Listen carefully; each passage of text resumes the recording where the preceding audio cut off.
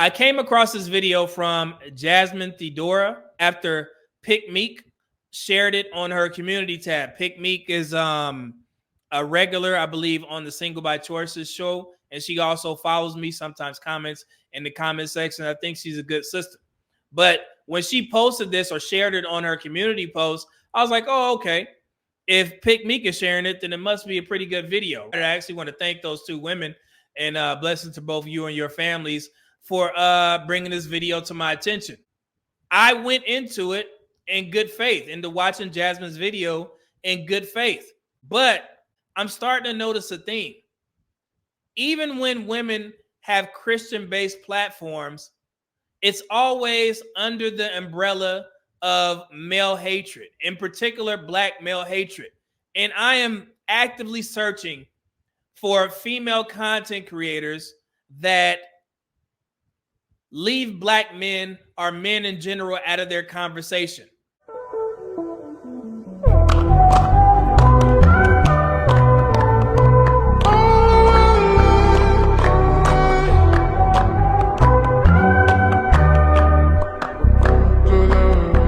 You make a video saying, in the thumbnail saying, take sex off the table.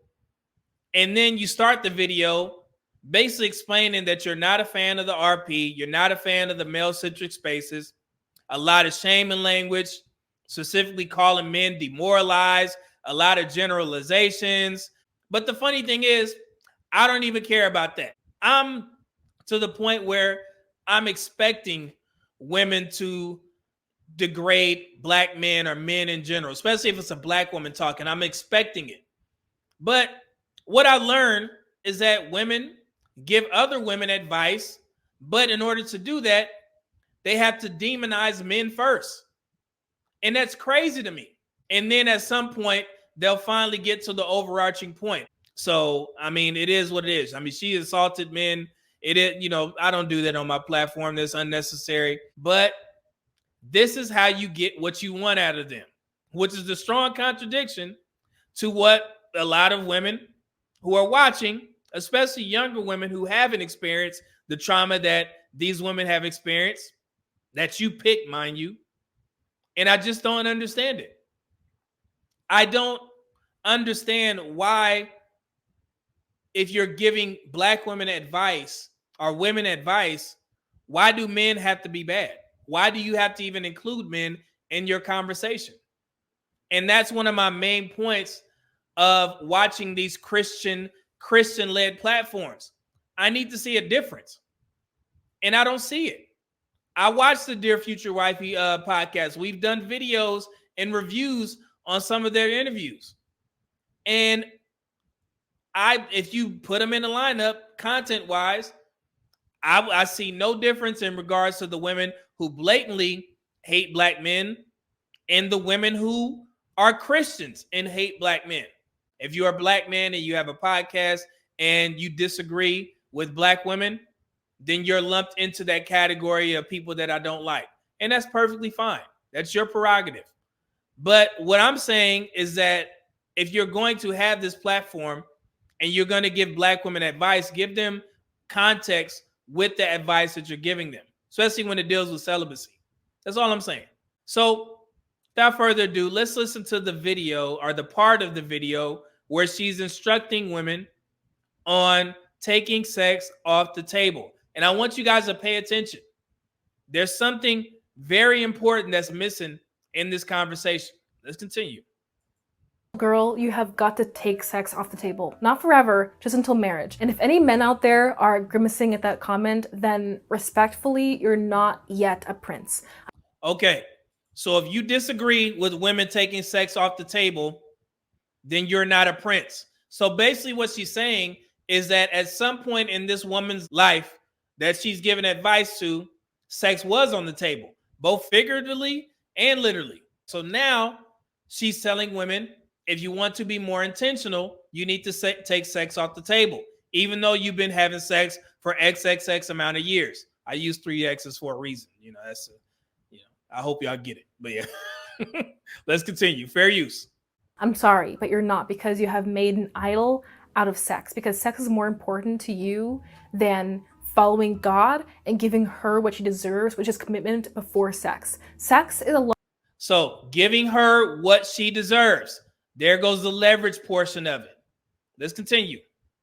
Lot for women. Modern women often think it's not. Look at our OF problem. It's so sad what women are doing to themselves. But if a woman having sexual boundaries is too much for you, then you don't really want to be a prince. You want to have your cake and eat it too. And I know that too, especially any non-religious ladies out there, that this may seem like too much, but this was the standard for centuries. Up until birth control, men didn't expect sex in return for being just a decent guy. The goal was marriage. The goal was to impress the lady enough that she'd want to be with him in holy matrimony. So, and I actually agree with her on this. I just talked about this. In order for a man to get sex, they had to marry a woman, right? Men was horny back then, they horny now. So they would marry a woman so they could start the family, be respected in the community, get to have sex, have some children. It is what it is. Now I want to ask you guys a question in the chat. Did what I just described mirror what's going on in today's modern society? Is it men that are overt about being sexually liberated, or is it women? My coochie pink, my booty hole brown. Y'all tell me in the chat, right? Let's continue.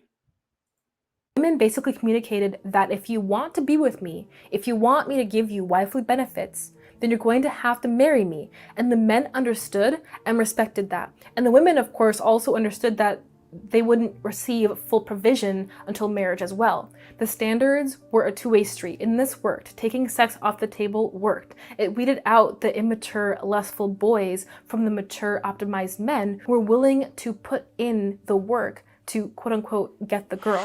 What about the women in today's culture that will blatantly say, there's multiple videos out there, mind you, where women will tell you, I'm not getting married to a man unless I test out the equipment first. Am I lying? And this is why we have to give context to these conversations. To clearly communicate to him that you are saving sex for marriage, and you have to subtly communicate to him through how you carry yourself, treat yourself, what impresses you, what you ask for, what boundaries you enforce, what it'll take to get you to marry him. All right. And like I said, I agree with her. Back in the day, in order to get sex, men had to marry. But as I seen in the comments, there were multiple people saying, but those women were virgins. How many virgins do you think are out there running the streets on the dating market right now? Let's be honest here.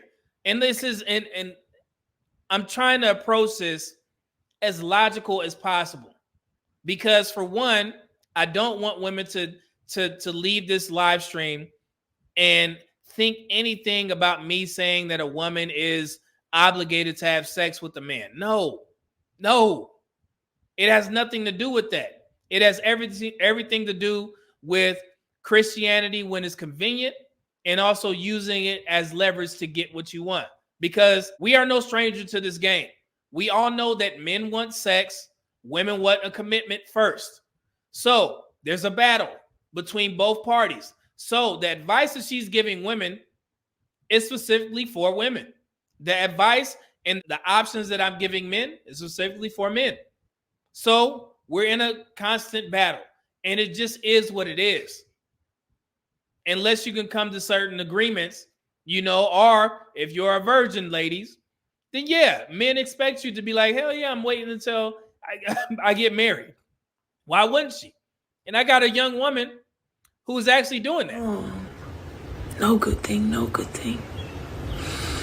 God, I thank you for your grace, and whoever my husband gonna be. I've learned so much, Father. Just thank you for the opportunity to present my body a living sacrifice, holy and acceptable unto you, which was my reasonable. Jesus.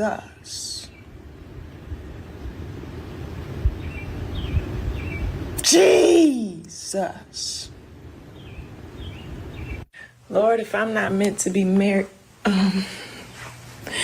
Lord, if you could just shift the desires of my, glory be to God. I know you gave me these desires for some reason, because I ain't asked for this. Jeez. So that's the thing about singleness. You go through a lot of seasons. So this is Just Witty. She's a funny influencer comedian. She does Christian-based comedy. She's a practicing virgin, waiting until marriage to have sex, which I commend her for. So a woman like this, absolutely, she should not be trying to date on the secular dating market. She should be looking for guys who are either in the church or they are on their own celibacy journey as well. The problem is when women try to make men celibate who didn't agree to that. And we're going to go into it a little bit further. So let's continue. Seasons. Yeah. Right? You can go through a season that's really hard. You really bitter. Yeah. You upset with everybody and the Lord. Then you have a season where you surrendered. You like, take me. I'm just here for you, Father. Use me however you want. But I'm getting old. And then you be in a season of like contentment. And I feel like I'm kind of there where you know how you force contentment? What people say is you happy. You like, oh yeah. Sun outside, my God, I'm so grateful. But you can go home and be crying. Like, whoa, what is happening? What's wrong with me? No. That's where you're at now. You're in forced contentment. Nope. I'm in sincere contentment. Sincere contentment now. All right. And that part was important. That is her interview on the Dear Future Wifey podcast, Just Witty. So basically what I see, and this is the part where women need to hold themselves accountable in regards to their celibacy journey. Like she said, most women who embark on this path, they get upset and they start blaming all men for not getting on their program. No, if you are committed to your celibacy or abstinent journey, then you need to be committed to it and keep your thoughts to yourself and stop trying to say that all men are trash because they won't not have sex with you, even though you probably got kids or you've been having sex before. Be content with your decision and move on. Do not sit there and blame men for not entering in your celibacy journey when he did not sign up for that shit at all. Your ass need to try and find a man who falls into that category, who wants what you want. What is that phrase that they use in the church? Equally yoked? Then why the hell are you on the damn secular dating market trying to get men to convert into celibacy when they didn't agree to that? You agreed to that. So you need to go find a man who is practicing celibacy. Get your ass off a Hinge, get your ass off a Tinder, and go try and find a man in the church. That is your mission. Your mission is not to convert men who do not agree to celibacy. That is their decision to leave. I'm getting tired of this shit, man. Y'all playing around with, biblical, teachings and stuff like that and acting like it's funny and trying to get what you want and you can get princess treatment if you keep sex. No, get your ass off a Hinge and go to church and find you a godly man who's going to sit there and wait for your ass. It's a debatable thing if a woman wants to wait to have sex with a man. I saw a few brothers saying that if a woman wants to withhold sex, then the brother should withhold his money and not pay for any dates. And honestly, yes, brother, don't pay for that date. As a matter of fact, let's just scrap the whole date. Just scrap the whole idea. Because I've learned everything I needed to know. That some of these brothers equate like a $50 salmon dinner to the worth of my body. I'm not a sex worker. If you want that, just go get it. So this is the common misconception that women use, or the deflectionary tactic that women use when men say, well, if you're going to withhold sex, then I'm going to withhold my finances until we get married. It's an even trade. Nobody is saying that they're paying for sex. They're just saying that, hey, you know what I want, which is sex, and I know what you want is provision. So I'm going to remove that, and we're going to see if we're both really righteous about what we're saying. So if you expect me to wait as a man who has already had sex before, and you have already had sex before, but now you don't want me to have sex with you, okay, cool. This is going to save me some money. It's going to save me some money until we get done with the courting process. And then when we get married, then I'll start spending money on you and I'll take care of you, protect and provide for you. It seems fair, right? Y'all let me know. Leave me alone. And the reality is double standards between men and women exist. The fact that men could have a high body count, but we're not supposed to, is a double standard that works in men's favor. The fact that men are the ones who are supposed to protect and provide works in our favor. Like, let's not be delusional. We talk about how we want better for our people in our communities and how the family should be the focus. But as soon as I say something that might inconvenience the brothers from getting what they want, then we're against that all of a sudden. I don't know why we act like our community wouldn't be in a better position as a whole if we were more choosy. The community would be in a better position if we were more choosy. And that goes for men too, especially when they're getting duped by women who try and use celibacy when it's convenient. So yeah, men know that women, when they say that, it's either one of two things. Either you've been running around, in these streets for a while and you tired. That vagina tired. You want to give it a rest. Or you see this man as a beta male provider. So you think that you can run that damn game by saying that, hey, I'm celibate now, but when we get married, then I'm going to give you sex. Even though I may have kids or I've been running these streets for an extended period of time. Now I want you to take care of me, even though you're not getting what you want. So yes, I do agree. If women held up their bargain, men held up their bargain, we'd be good. But that's not what's happening. So let's let this gentleman cook. And we're going to go through it. Here we go. He basically said that anything that is an inconvenience on the dating market for men, it's a problem. Yes, absolutely. I want guys to be okay, and I want you to be very honest about your inconveniences that you do not have to deal with on the dating market. I don't care what it is. On the dating market, that is the one place where you do not have to deal with minor inconveniences because you control what you are willing to do. So when a woman tells you that she does not want to have sex until she gets married or she puts some timeline on it, that is a minor inconvenience if you are a man who did not agree to that. So you need to move on. But I want to talk about questions that you can ask to where you can test women to see if they're really serious about this 90-day rule or they're trying to wait to have sex until marriage. I love these topics because we never approach them from a male point of view, but now we're going to do that right now. So like I said before, gentlemen, you don't have to deal with minor inconveniences on the dating market. If it's something that you don't like, stop. Get rid of that woman and go find one that you like and one that likes you. Because I promise you, if a woman has enough guts and enough gall to tell you that she's not going to have sex until she's married, she don't respect you, she don't like you. Truth be told, she has already had sex before, guys. So a woman telling you she looks at you as a provider, beta male. So she's trying to make you wait, use sex as leverage so she can get what she wants. And she sees that her value is with her sex. So she's going to tell you, hey, in order to get this, I need this first. So if you want to stay and you want a woman to have control over you because she thinks her vagina is special, then that's a woman that you need to be with. Or if you're not a man that agrees to this type of situation, move on. I must say I was cooking back then. You know what I'm saying? I ain't going to even lie. I ain't even hold y'all. That was a whole, what they say, it was a whole word. I was cooking. So yeah, the overarching point is, man, guys, you have options. And don't let women shame you into thinking that you're some bad guy for telling a woman, hey, move on. Nice meeting you. I'm going to go ahead and go my separate way. But I'm not done. Let's continue. There's no need to be crass. You can give her the reason. As I stated before, I'm not the type of guy that's going to be sitting here while we hanging out in my house and you're rubbing up against me and I got to sit here and act like I'm not sexually attracted to you. The fool. Boy, I know damn well she just put that motherfucker on me, boy. What? Think I ain't finna try now? This is crazy. Boy, I got to start with the hand and she don't move my hand, boy. I swear to God. Ooh, I swear to That's God. crazy. Oh, it's a wrap. That's so crazy. Oh, it's a wrap. Roll that motherfucker one time. Ooh, yeah.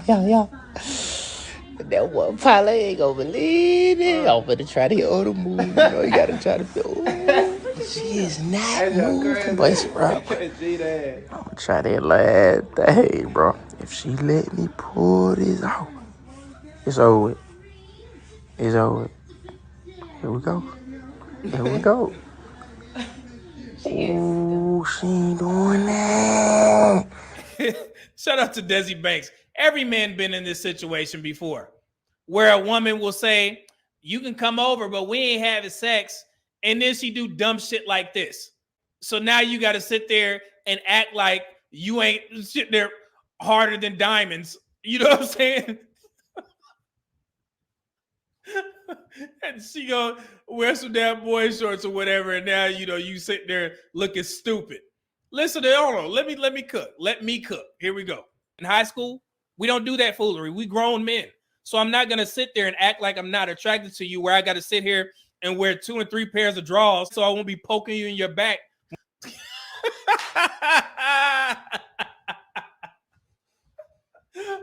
This is funny. Reacting to my own content. Hey, you got to wear 3 or 4 drawers so you won't be poking this woman's spine, and she's sitting there, giving you all sort of damn hints. That don't make no sense. I mean, stop, man. They're playing these damn games. These are educated men over here. These are very intelligent men. We know damn well that we cannot make a woman have sex unless your ass want to go to prison, right? And that's something that I'm very stern on. Y'all know my backstory in regards to being a SAPR VA, a sexual assault prevention and response victim advocate. I did that job for 4 years when I was in the military, on my way out, mind you. So I don't play around when it comes to SA.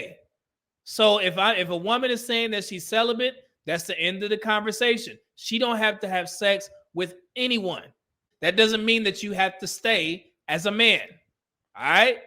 Ladies, do you understand what I'm saying here? So that's why I was telling you guys to have these conversations early so you won't have to deal with this foolery, because, again, that biblical term, equally yoked, that's what that means. Women need to find men who are equally yoked with them when they decide to, embark on this celibacy journey. If you're not equally yoked, leave. It's that simple. This is where women fail to understand that not only am I an advocate for black men, I'm also an advocate for black women. So if you are one of these black women that want to embark on the celibacy journey, you need to be serious about it, and I'm going to give you some actual solutions that will help you. And in the process, you'll be able to help a black business owner. Yes, you're not going to be on my platform and think that I'm not invested in helping black women who want to be celibate. This is holding you accountable. If you're serious about being celibate, let's continue. But if you're serious about this rule and not trying to use it as leverage, then create a Christian Mingle account, or create one of the many dating profiles that cater to virgin marriages, virgin dating, celibacy, things of that nature. There's hundreds of them out there. So that's why I don't take these women serious when they're talking about I'm on these dating apps and I'm on Hinge and I'm on Tinder, when you got multiple apps that will narrow your chances out to finding men who are on a celibacy journey as well. And that's how I know that some of y'all be lying. Most of y'all be lying about this celibate thing or whatever. But if you're serious about it, go ahead and make you an account and go date Christian men. There's actually a black woman that created a virgin dating app. Shakia, tell them how they can get in touch with you and how they can get a copy of your book as well. Absolutely. The easiest way is to go to my website, www.shakiaseabrook.com. It will link you to my Instagram page, which is Shakia Seabrook 22. And it will also have a tab that's called The Decision. And you can go to read about my book. I'll give you a generalization of what the book is about, and you can go ahead and order it. And yeah, so connect with me. I love to dialogue. Let's keep this conversation going in schools and homes and just amongst your friends. So I thank you, Mary J, for the opportunity and allowing me to give a voice to the other option, which is sexual abstinence. All right. Shakia Seabrook, you can actually support a black female-led business if you're serious about your abstinence journey. She has an app that's specifically for women who are celibate or abstinent, so you can find a partner who's on the same program as you. Create your account and support that black woman if you're serious about it, and you're not simply trying to use Christianity when it's convenient. Y'all didn't think I was going to go this far in regards to educating our women. I am, and I'm doing it right now. So that'll weed out all the women that's sitting there lying and saying that I'm celibate just because you're in between dicks. Let's continue. If there are any women who just entered their celibacy journey and they're waiting until marriage, this is the perfect app. Not going on the regular dating market trying to get men to change. That's her app. It's called the Sexless Tribe. Yes. Go make an account and go find you a man who's on the celibacy journey with you. Matter of fact, I haven't been. Let me make sure it's still up. Hold on 1 second.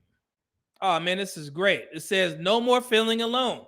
The Sexless Tribe app makes it easy for sexually abstinent Christians to find accountability partners, have access to resources, and make platonic and romantic connections. The Sexless Tribe app is the hub for all things abstinence.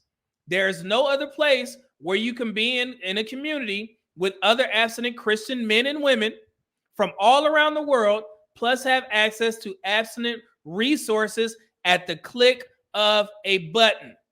So, women, if you're serious about celibacy and abstinence, make you an account on the Sexless Tribe to hold your asses accountable, instead of sitting there trying to shame men for not agreeing to something that you decided that you were going to do. Listen to this guy. Now, this was a young man that was on the Kendra G show. Listen to what he says about women and celibacy and kids. This is good. And this is something that these newfound Christians need to pay attention to, ladies. Here we go. Some deal breakers. You can't be a non-Christian. Like, it's a deal breaker.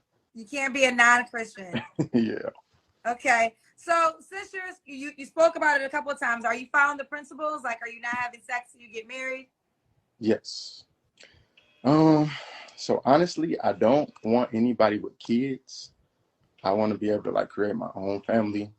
That's like something that's a deal breaker for me. You hear what he said? It's a deal breaker if a woman has kids. So that's something that your asses may run into as well. It should be easy, right? Because you committed, right, ladies? You committed to your celibacy journey, right?